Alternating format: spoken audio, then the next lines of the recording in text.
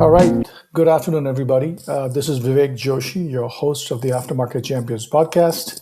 I'm excited to bring you our latest guest today. To join me is Mark Hessinger. Mark was most recently with 3D Systems, and he left as a Senior VP of Services and Aftermarket. I'm sure I got the title wrong, Mark, but I'm sure you'll correct me. And I got to meet Mark recently at a couple of events, and I really was fascinated by his story and his professional progression in and around support, services, and all things aftermarket. And I thought it would be a fantastic guest for us to have on the show today. So, with that, welcome, Mark.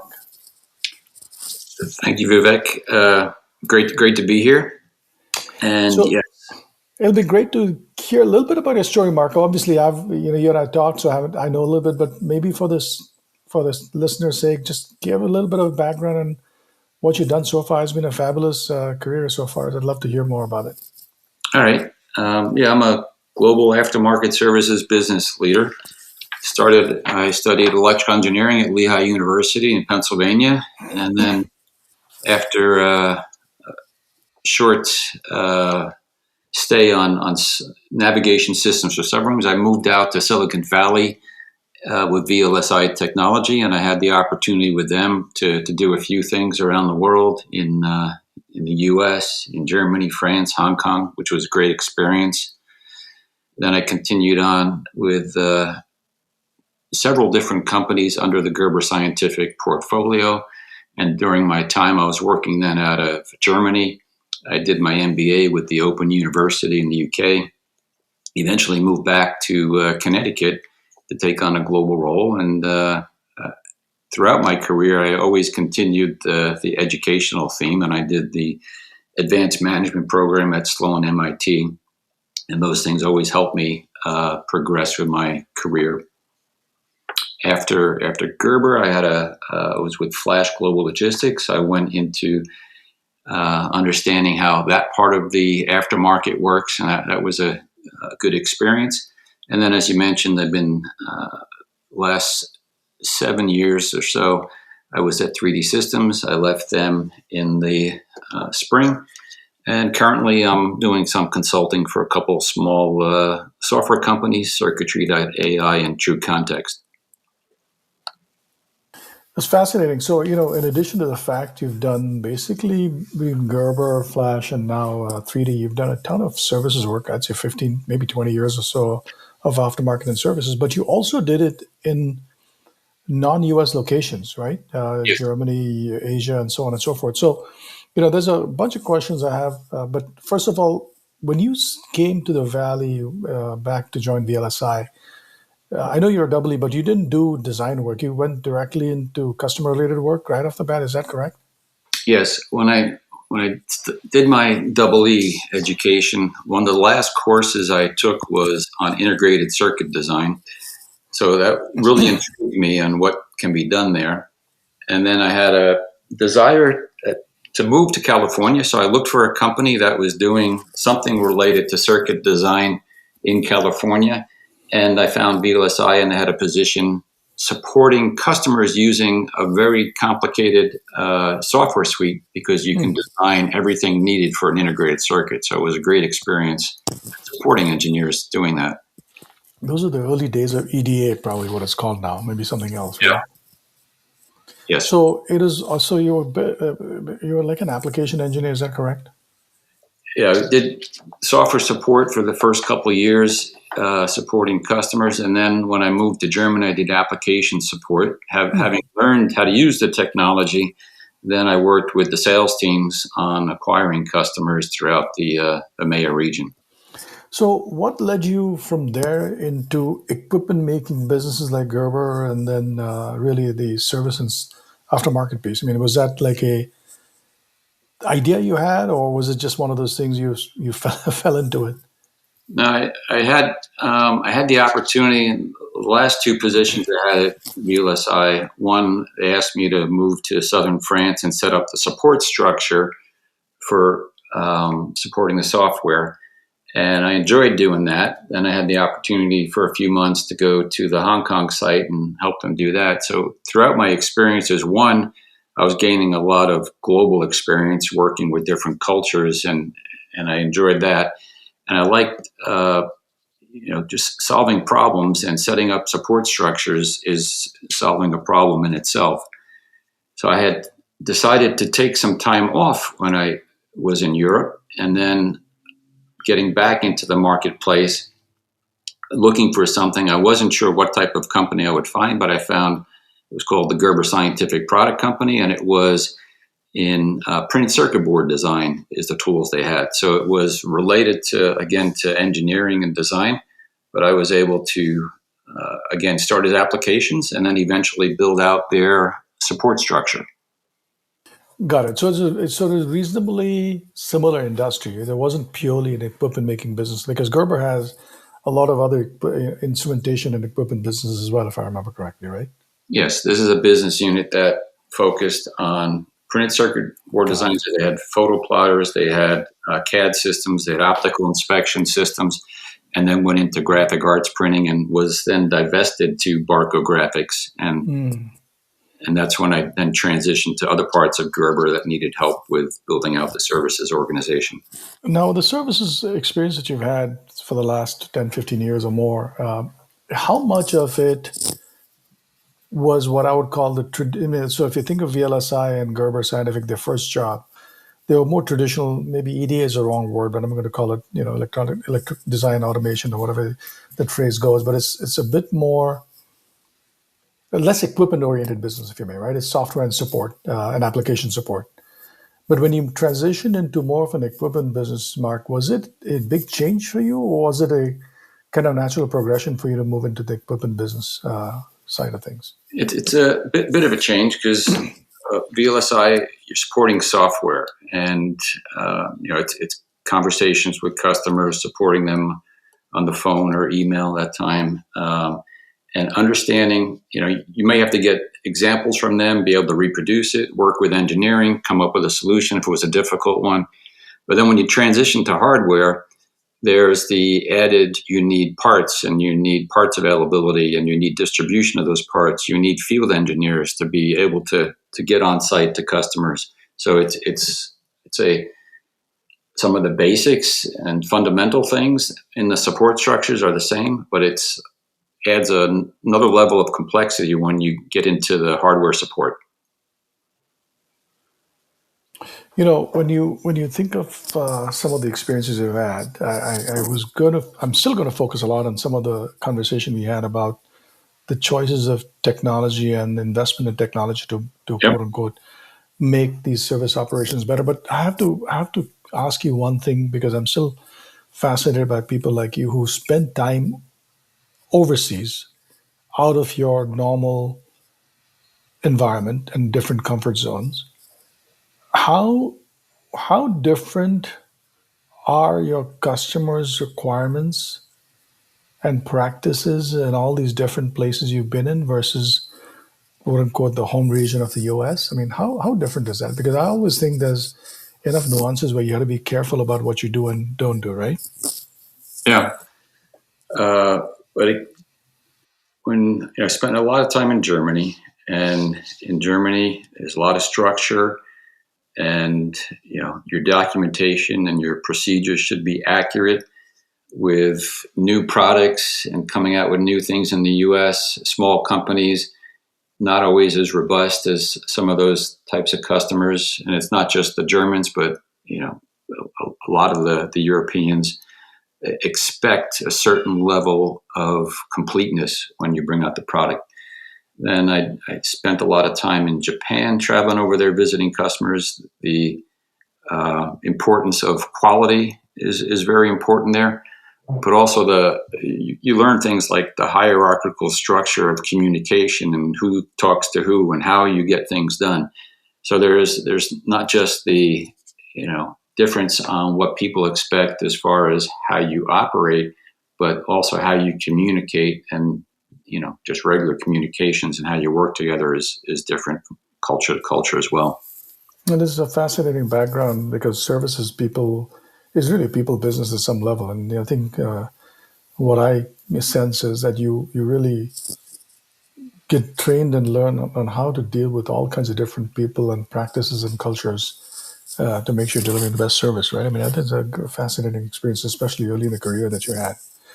Now, one of the things that fascinated me about your background was when we were speaking, it is also clear that you're one of the few people who I met in the last few years who's taken some big steps and invested in technologies which, when you made the choices, which were reasonably leading edge for services, right? You Yep. implemented field service, you implemented some form of natural language processing for service to measure metrics and some IoT stuff and some other things.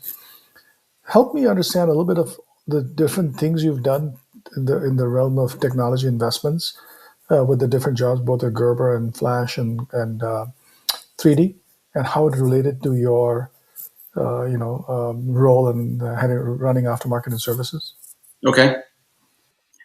So I'll start with Gerber. At Gerber, the company ran on SAP ERP system, and we decided to leverage the SAP service module. And we actually studied it, and it's got a lot of capabilities that most companies weren't using.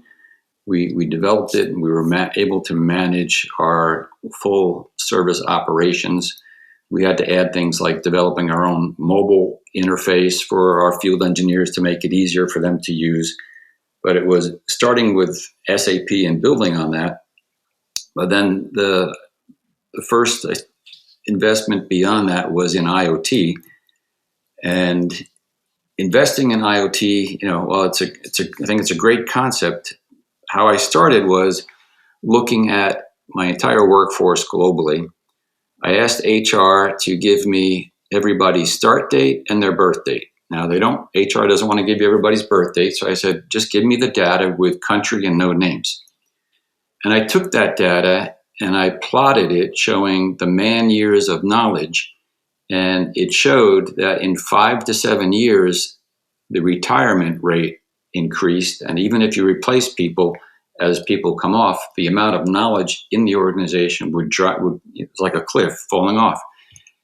And one, people appreciated we're looking at that ahead of time, but that also drove the reasoning why we wanted to start with IoT, to be smarter, to be able to do things more efficient, to be getting information from the systems so we can organize ourselves better to help our customers. So that was um, it's one of the first larger technology investments done. Sorry to interrupt you for a second. How long ago was that? Because it's fascinating what you just said to me. I'm curious of when was that decision made in IoT? And That was 12 or 13 years ago. interesting, because if anything, I think that crisis you referred to in terms of retirements has only accelerated since then. So Yeah, in some ways, you were many years ahead of the curve on that decision, actually. yeah, and people talk about it a lot. I hear a lot of people talking about it, and now it's on both ends of the population, because you have people that are going to retire, but then the younger people have a tendency not to stay as long, right? So you have to be really aware in managing the workforce dynamics. Fascinating. I'll pick up on that a little bit because I have very much similar perspectives, which is it's not just what you just said, but that's on the supplier side. And imagine the same dynamic playing on the customer side, Yep. right? It's a double whammy, I think, maybe a quadruple whammy. Okay, so that was good. So that is IoT, and you were in many ways ahead of the curve on thinking through. Geez, I got a retirement cliff coming along. Let me find a way to get more efficient and effective with a smaller workforce. If that's what I'm forced into, an IoT was one way to do it. And then you made some other bets as well after that, right? Yes. And I'll fast forward to time at Flash Global Logistics. When I joined there, I started leading the account management team and working closely with the sales team. The implementation of Salesforce wasn't that robust, so that was my first time using Salesforce. So I started learning it pretty quickly, talked to the Salesforce team. We brought in a partner, and we actually redesigned the opportunity flow and the forecasting. I find it odd that there's a number of companies out there that they have Salesforce and they don't use it efficiently or properly. And it's like you can do with any tool, right? If in Salesforce, one thing is nice, they let you configure it how you like, but that also can lead a lot of people to doing things that really aren't in a workflow sense and managing the tool. So we did that there. And then we also did some things when I was in operations on looking at how to improve the call center operations. But I'll step forward to 3D systems. And when I changed to 3D systems, what I was looking for, I said, okay, I like solving problems with service organizations. And my goal was to find a 3D printing company. And I thought it didn't matter what 3D printing company I would find, they'd have really neat technology and they wouldn't have a good service business just because of the age of the technology. It's relatively new. And a technology company, first they're going to invest in the technology and later on they'll get the service. So that's what I found. And I was fortunate to get a position at 3D Systems. And first step, what I like to do is to listen to customers, listen to employees, listen to the data we have, learn from it.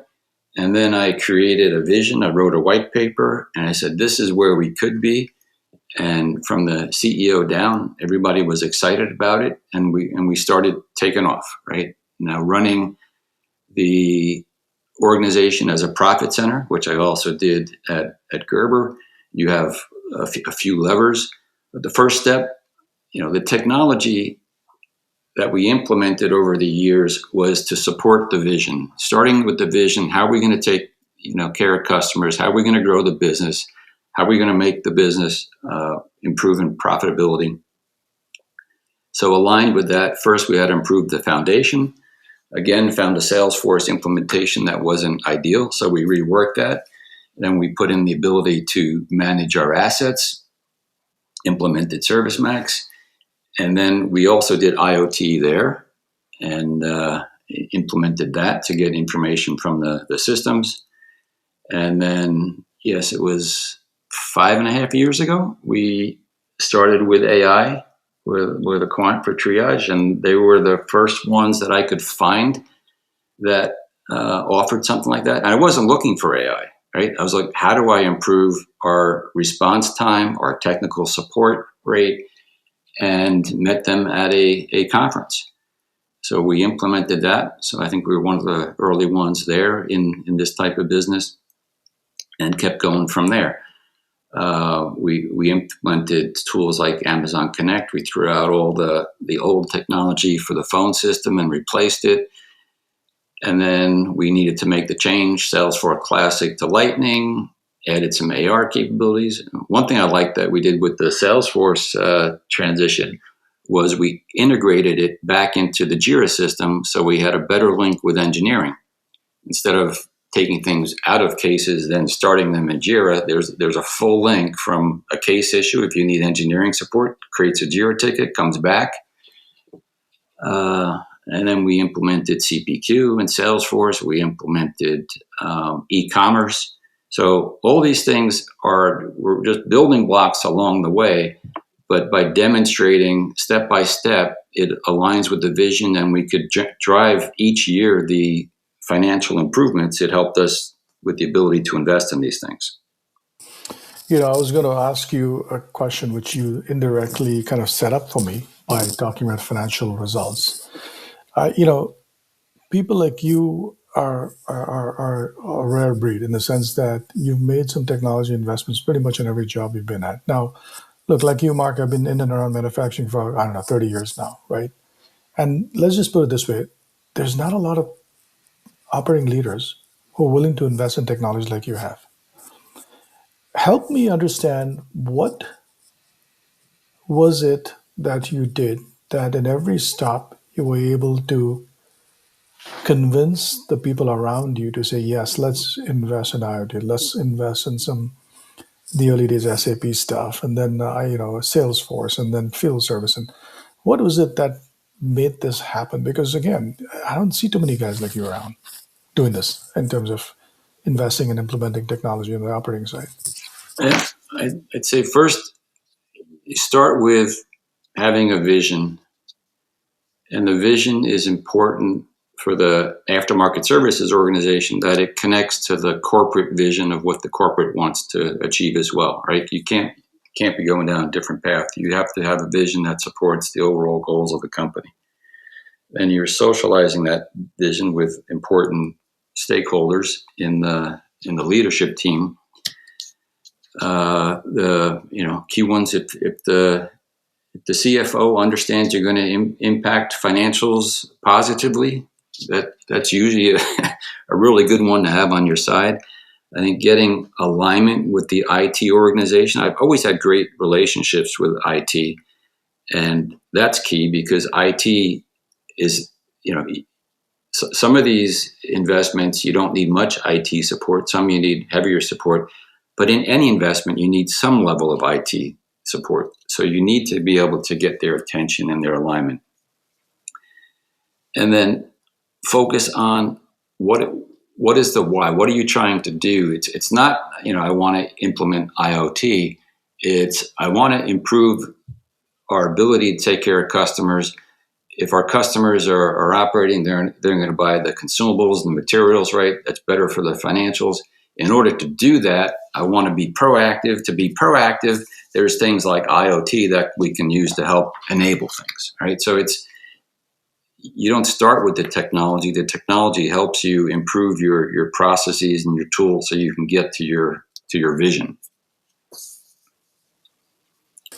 It's fascinating because when you were saying the last part, the only thing I could think of is the Simon Sinek start with a why, right?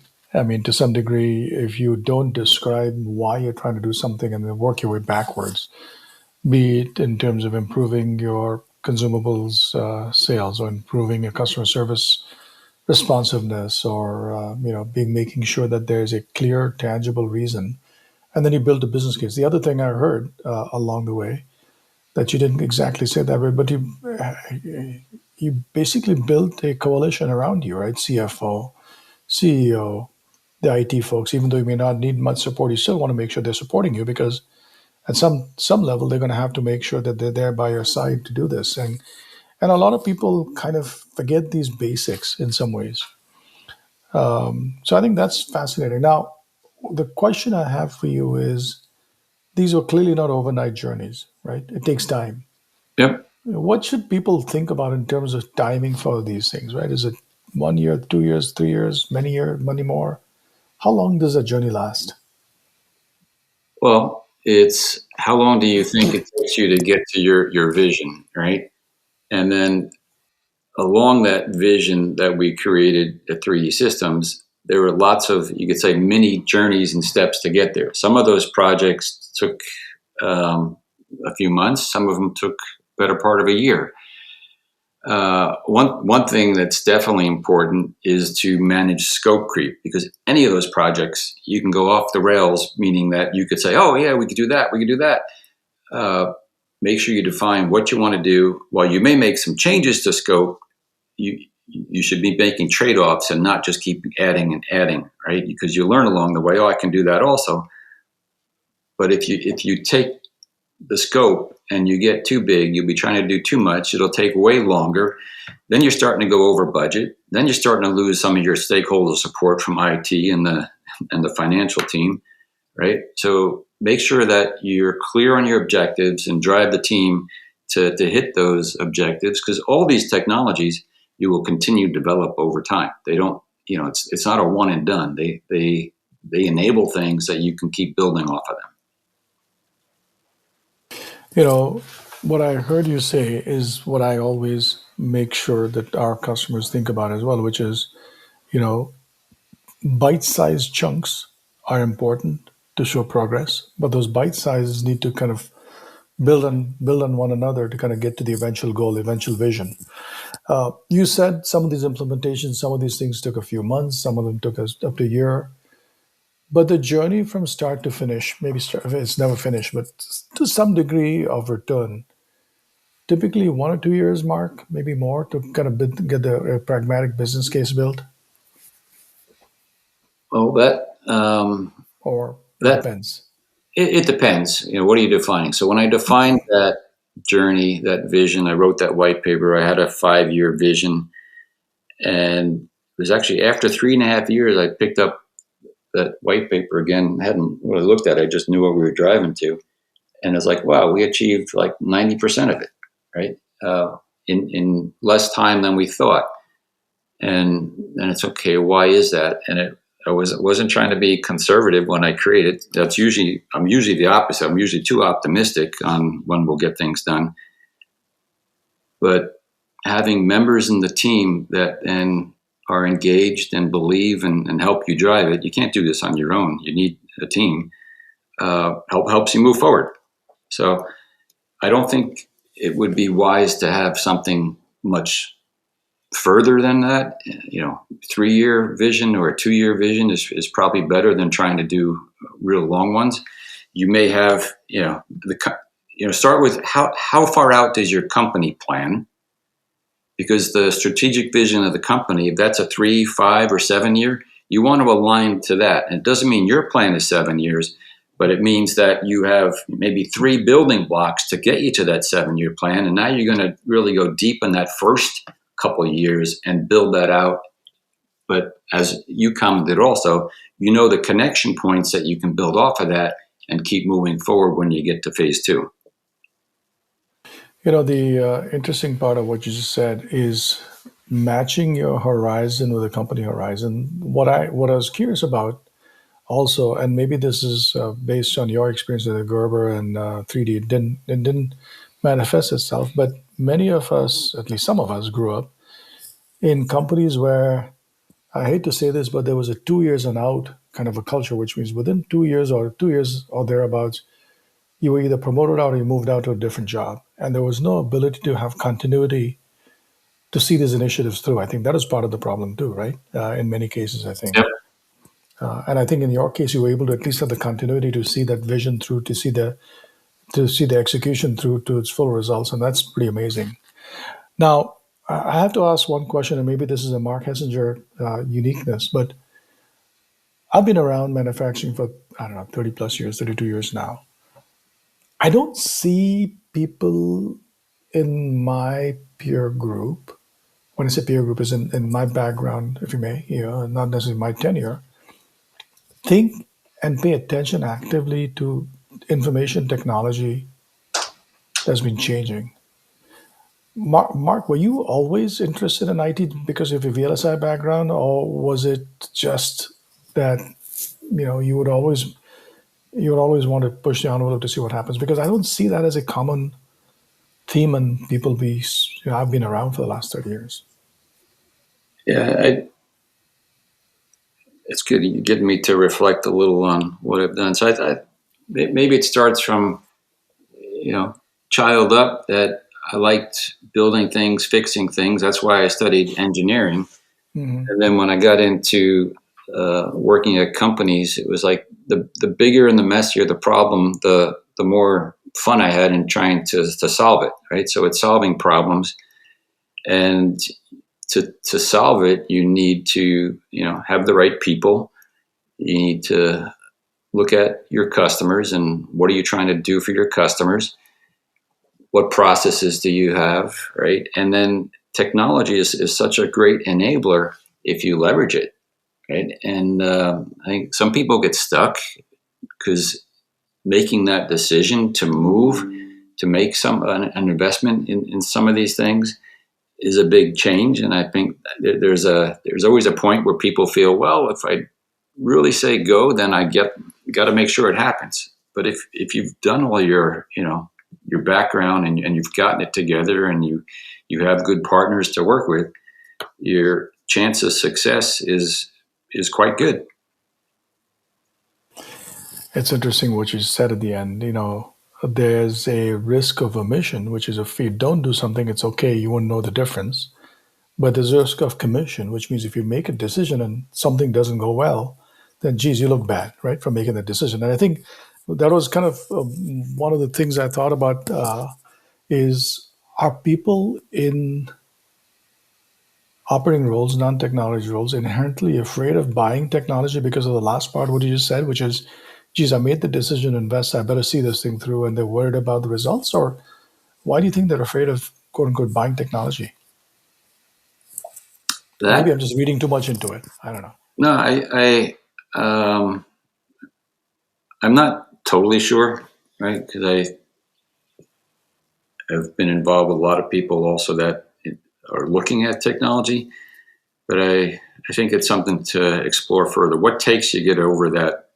Is like you learn, you collect the information, and then people, and it's not just in aftermarket. This is also in the product world. It's right. It's Absolutely. human nature. It's like Absolutely. now I've got to make the commitment, and it's do they have a culture in the company that's going to support them, right? Because you may make a mistake, but usually even if you make a mistake, it's recoverable. You just may have to pivot or do something slightly different. Uh, but I agree. I think too many people maybe just lack the feeling that they have the support around them, regardless of which way it goes. Because the better support structure and the better the culture to support that, the higher chance you'll have of moving forward. And as I've demonstrated, it's definitely possible to move forward. Yeah. And my guess is if you look back at your career and all the technology choices and investments you made, my guess is most of them paid off. Maybe one or two didn't pay off, right? But most of them paid off because of this preparation and being able to handle things that don't go well. Mark, as we try to wrap up this conversation, the reason I was asking this last couple of questions is, what advice would you give people in your shoes, your peer group, if you may, right, who are thinking about technology or not think, who are having trouble pulling the trigger? What would be your advice to them? Um, one is like we were saying before, it's make sure your vision lines to the company vision. But then, as you're going into it, it's what is the problem you're trying to solve or the capability you're trying to create, right? Because it's not just solving problems, but sometimes we need new capabilities to move forward. And then if your organization is aligned around that statement, right? This is what we need to do. This is what we need to change. Like going back to, we showed the graph that in 5 to 7 years, we're going to have a big problem with knowledge at Gerber, and we avoided that. So what is it you're trying to do? And then if you have that alignment, it just makes the next step so much easier. Always make sure you're focused on the customer and understand that your different stakeholders are going to have different priorities, right? Like I said before, the CFO wants to see bottom line results. Your lead from the sales team is going to make sure you're taking care of your customers properly. The IT, the CIO wants to have technology that fits in, the realm of what you already have. Then it's not going to be a support headache for them, right? So everybody has their own priorities on what is important to them. Understand those and make sure you're, getting your stakeholders to understand what you're trying to solve or what you're trying to create, and then drive it forward. It sounds so straightforward, but invariably people trip up on this. But I think it's fascinating to see that how you've been able to navigate this journey and come out of the other side in a pretty successful manner. So I think this is a really good lesson for a lot of our audience. The audience for Entitles or the Aftermarket Champions podcast are people in the aftermarket and services arena for equipment manufacturers, and I think having them hear what you've been through and how you've navigated this investment decision process and results is actually going to be quite important for a lot of people. So this is very helpful, Mark. Mark, I always like to end this my podcast discussions with my favorite question from my favorite podcaster, Guy Raz. Given your amazingly great career so far, how much of where you are you ascribe to luck, and how much of it is because Mark is just an amazing dude?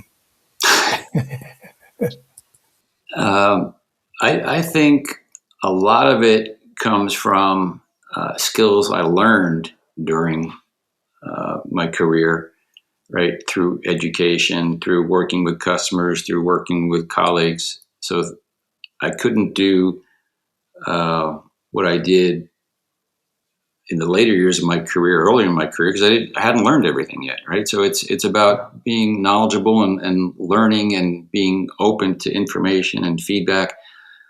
I had some personal goals that drove me to want to be in California, then want to be in Europe, and I combined them with my career goals, right? So I would say it was the innate skills because you're not born with those things, and luck. There's probably some luck that comes across as far as the connections on when you meet people at different times in your career, and those people that'll support you. Uh, but yeah, so it's a combination. But I think a lot of it is just things that develop over time, and you learn and continue to apply.